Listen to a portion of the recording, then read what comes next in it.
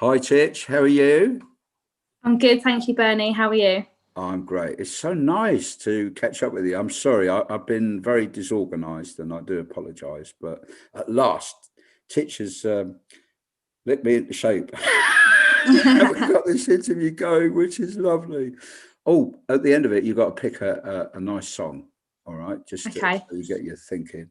So, Titch is a wonderful person. She's got the most captivating smile and she's a wonderful sportswoman. She has been playing football for years, and she played for the women's football team, Stevenage football team, I did, and yeah. you still play for Cheshunt, Cheshunt, yeah. I play yeah, for Cheshunt now. I signed in the summer, yeah. which is great. And I hope they've come over to a better. They used to be Cheshunt Ladies, but I hope it's a better name now.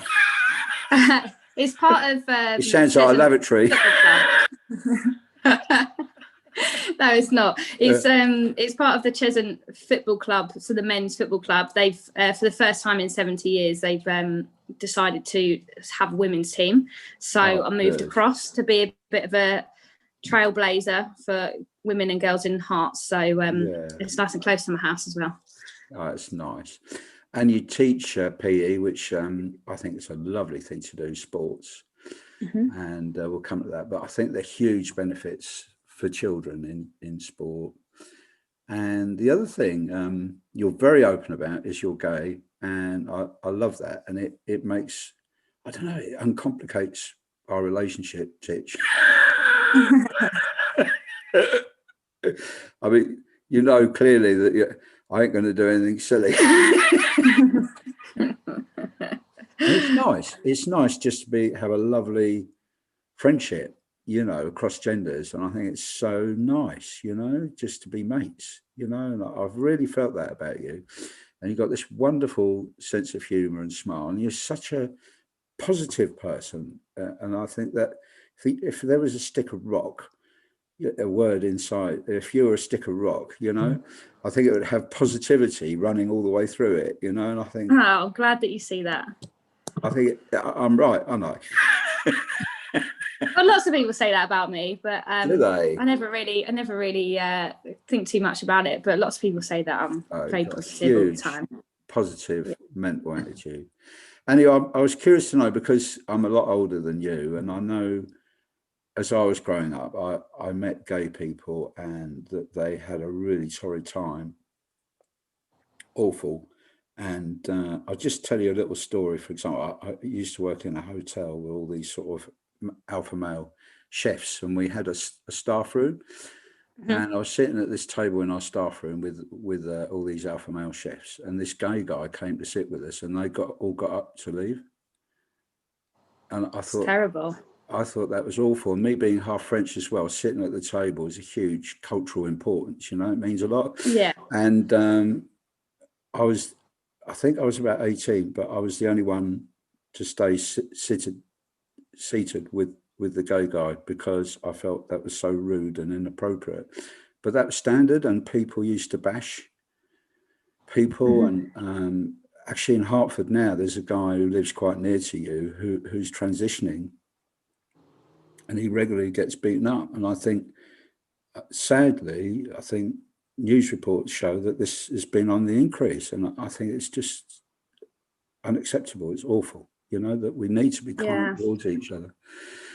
So you've been a bit of a trailblazer, and you're really happy and contented and open about being gay, and I think that's lovely. I am. Yeah. I've been out since I was 18. I'm 32 now. And I guess I've been quite lucky. Like I've always grown up in quite a supportive environment. Well, if anyone sort of who listens to this is involved in like women's sport, it's not that uncommon, obviously, to have lots of gay women involved, especially in football. So when I was younger and I grew up at Watford, it's just how it was. Everyone that was when I was a youth player, everyone in the first team, not everyone, but a lot of people in the first team were, and it was just accepted. So it sort of creates a culture of acceptance. And then when I came out when I was 18, like I had a really good positive reaction from my parents, and Oh, lovely. Well done. my life, to be honest, has been made quite easy for me. I went to university in Brighton, and obviously Brighton being the gay capital of the UK, it was quite an easy ride for me, and have got lots of dear friends from my time at university there, who are also gay and out, so it's nice. There's something about mutual support in what you're saying, isn't there? I mean, yeah, definitely, those early football days, there was something, I think what you're kind of saying, there was unity and strength, that you couldn't be. Bullies kind of isolate their victims, you know. I think in schools, you know, kids that get bullied tend to be isolated and on their own. And, and I think that can happen. They're made to feel different, aren't they?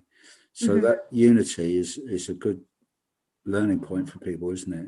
It's nice. Yeah, I was never brave enough to say anything, obviously, when I was in school, but then I hadn't really worked it out fully anyway. But obviously, being a teacher now, I see children come out younger and younger at school, and they're so brave. Yeah. Just because, you know, school is a tricky environment. Even in the most supportive of schools, it's still tricky because you don't know what other children will react, how they will react. So, well, when I was young, it was awful. You know, it was terrible. Absolutely, people couldn't come out at all. And I remember even in the workplace, people being gay and them being incredibly secretive or not being able to come out. You know, and this was in the 80s and even the 90s. You know, so it's quite recent, this sort of progress, isn't it? But thank God for it, eh? Anyway, let's change the subject.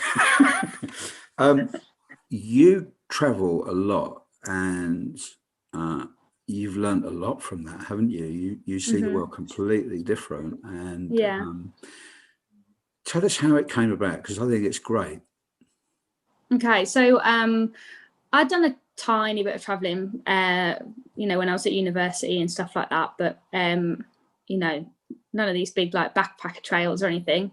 And when I first started my job teaching in the school, there was a company that worked with the school called Camps International, and they basically run expeditions to the third world, and the school ran trips to take children who could raise the money to go, and they'd go away for about 28 days a month during the 6-week summer holiday. Obviously, usually when you work in a school, there's like a hierarchy of people that get to go on these trips and stuff. You know, you might have worked there a certain number of years or expressed interest.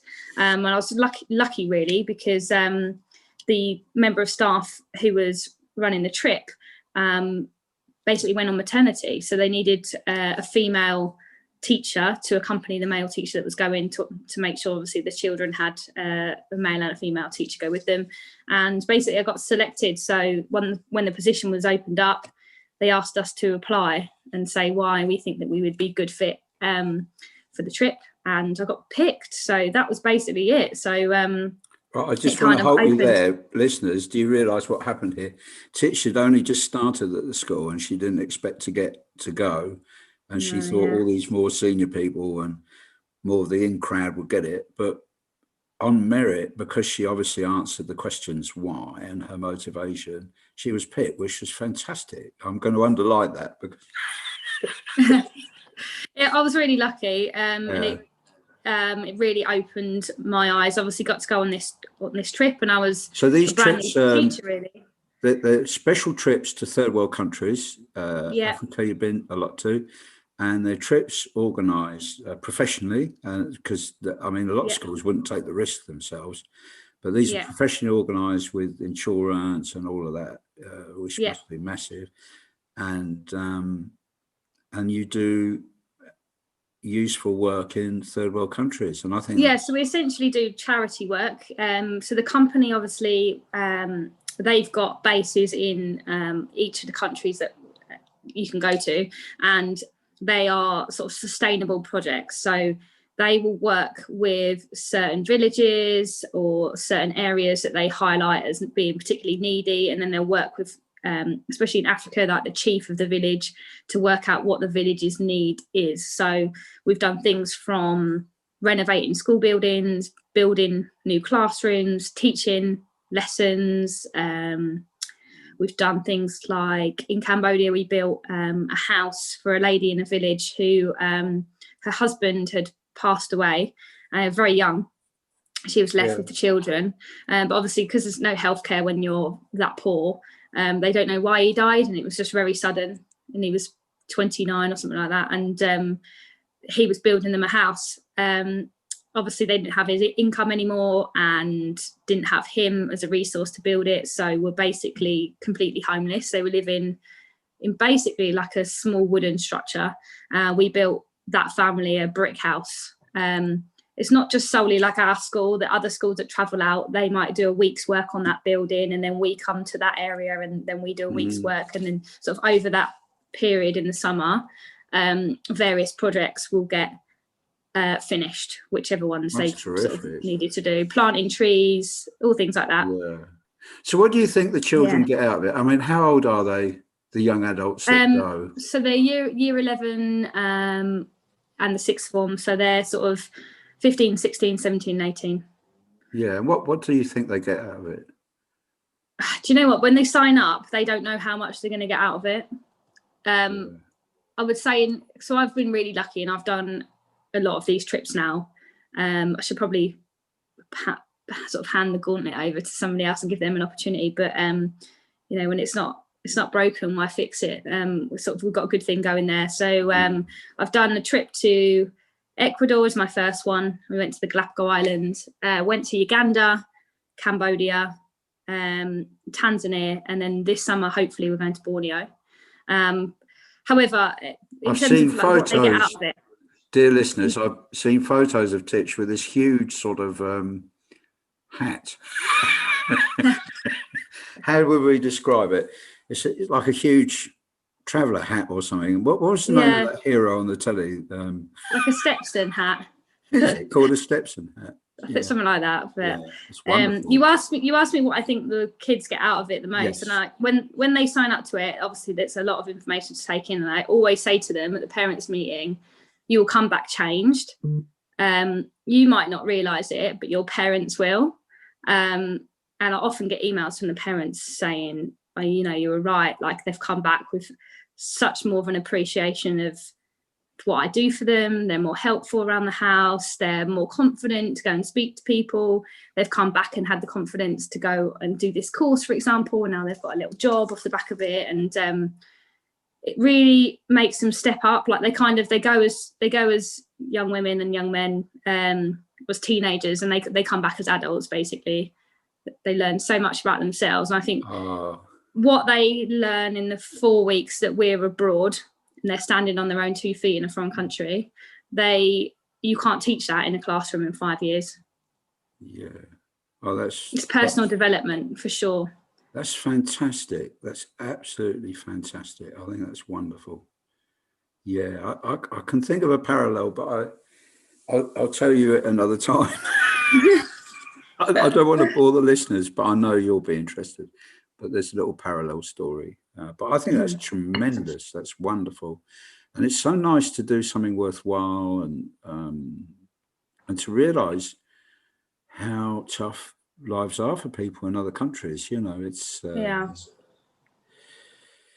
you know, they go from having everything sort of done for them here, and then obviously when they go away, they're in charge of getting themselves up, getting themselves ready, meeting deadlines, making sure their ginormous bag is packed properly for the day. Because, you know, if we go out at 8 o'clock in the morning to go to work, we might not be coming back till 4 o'clock, 5 o'clock in the evening. They need to make sure they've got everything for the day, and, you know, the ownership is on them to get themselves organised. Yeah.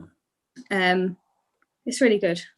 They gain a lot from it, you know, and they get to work with people that are so underprivileged. It really changes their perception. I think that's lovely. I really do. I think the other thing, and it's going to link in with what we're going to talk about, is they learn teamwork rather than... Yeah, they do, yeah. And teamwork is a wonderful transferable skill that's so important. And I think this is one of the lovely things you get from sport.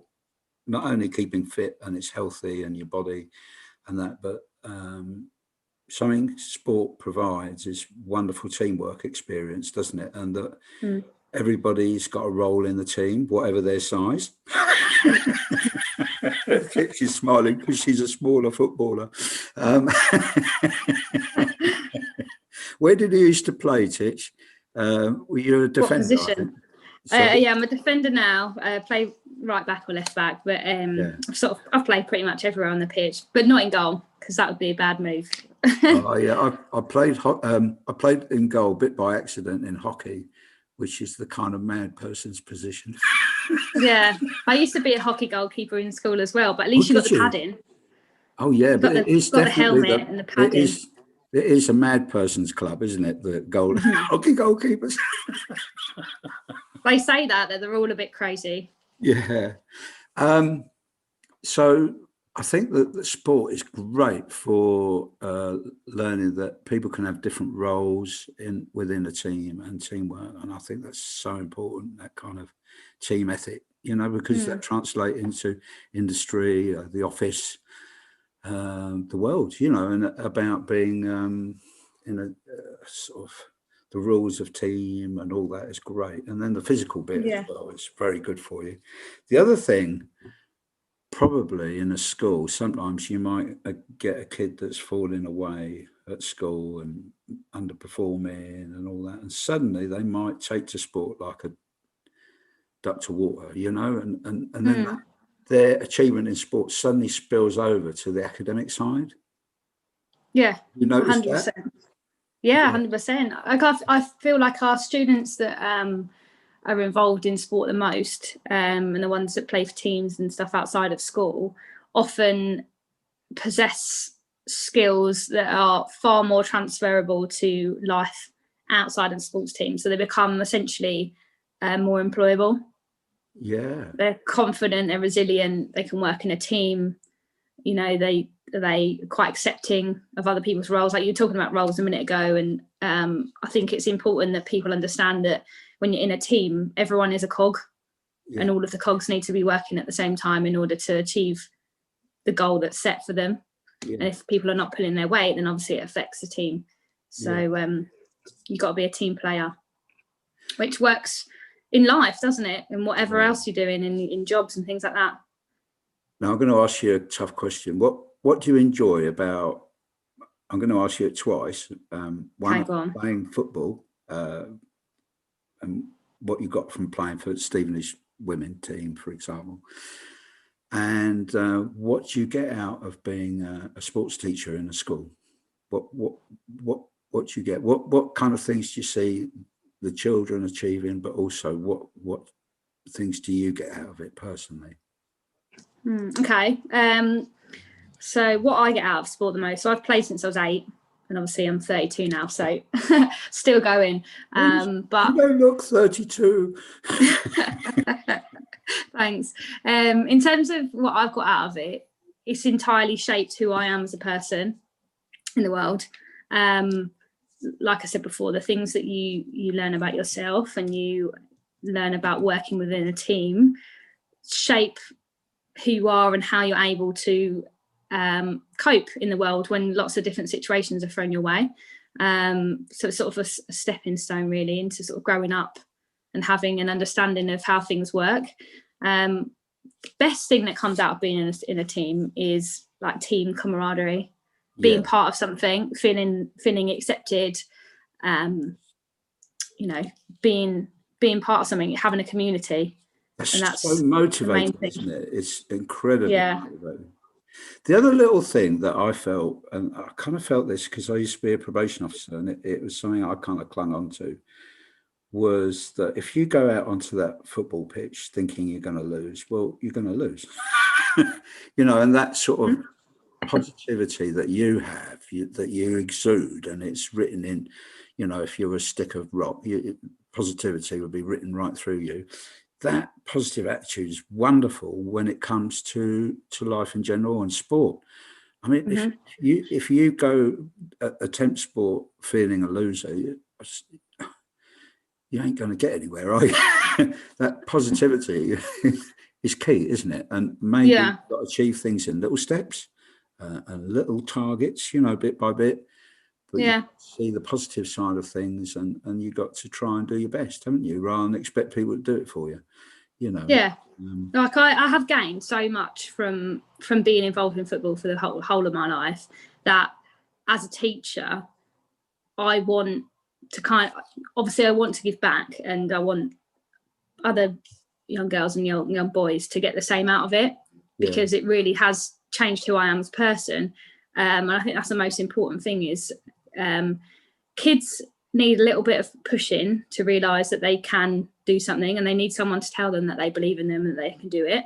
So in terms of like my role as a PE teacher and sort of role as a, you know, the person who looks after girls football in the school, is to make sure that the girls, number one, have the opportunity to go out and do something and enjoy it, and number two, believe that they can do it and see where they can take themselves, because we've had some amazing success stories at our school of young girls going on to represent England and things like that, and it all started with their Year 7 girls football club at the school.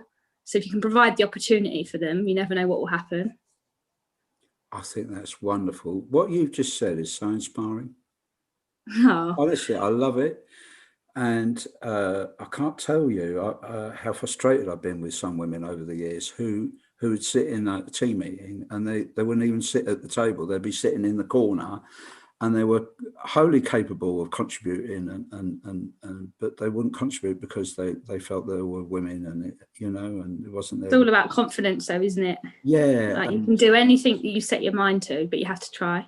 Yeah, and a lot of these women are so almost downtrodden, partly because they don't speak up, in the dynamics of a workplace. And I used to have colleagues who were eminently fantastic, but they just kept quiet, and they should have been speaking out, as it were, and I'd kind of go, Judy.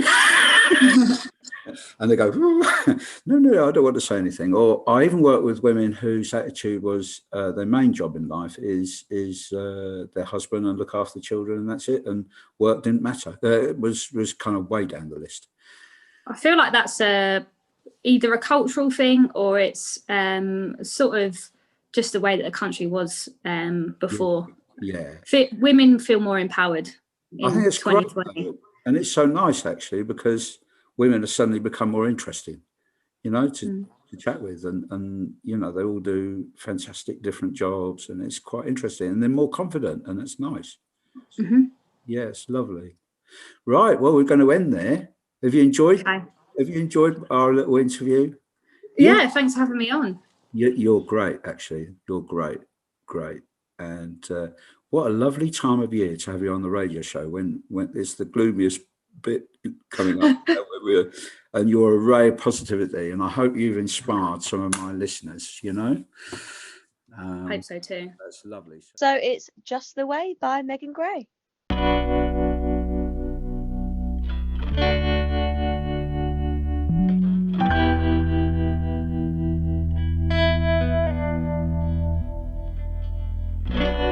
And every time you take me to possess, I will be cool for you.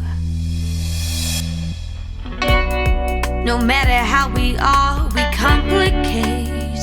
Our tongues are way too quick to lay at stake. We're just heading on, longing for our love to reciprocate. You think? But there's no change that I can see. So I'll just walk. Oh, I'll just walk away. Oh, yeah.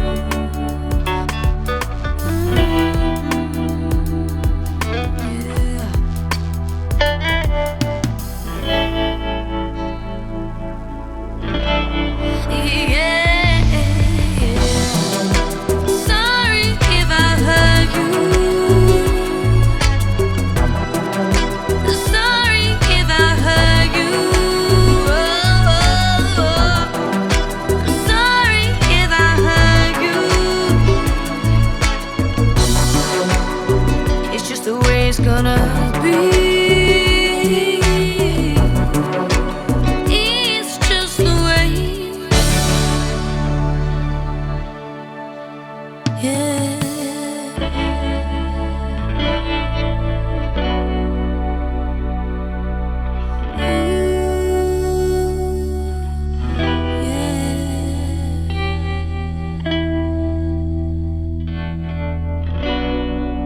ever try so hard with anyone as I have tried so hard with you. So hard.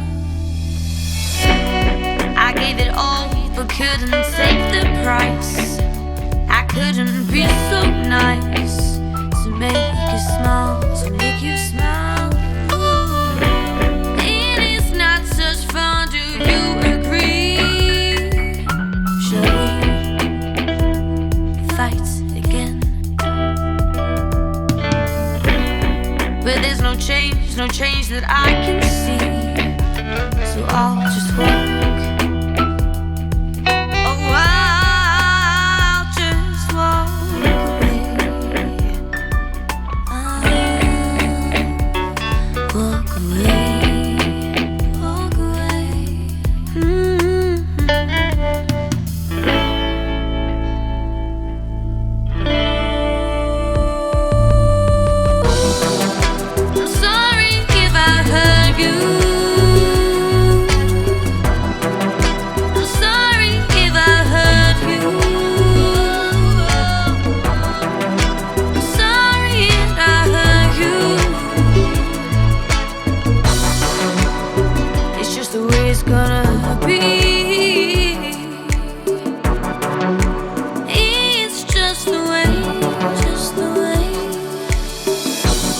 What it's worth, I would take it back. I would take it back again. For what it's worth, I would take it back. Take it back. Love, love, love you back. Love you back again. It's just the way. It's just the way it's gonna be.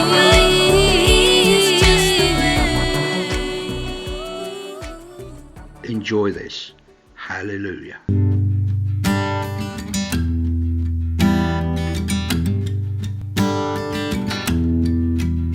I heard there was a secret chord that David played and it pleased the Lord. But you don't really care for music, do ya? Well, it goes like this: the fourth, the fifth, the minor fall, and the major lift. The baffled king composing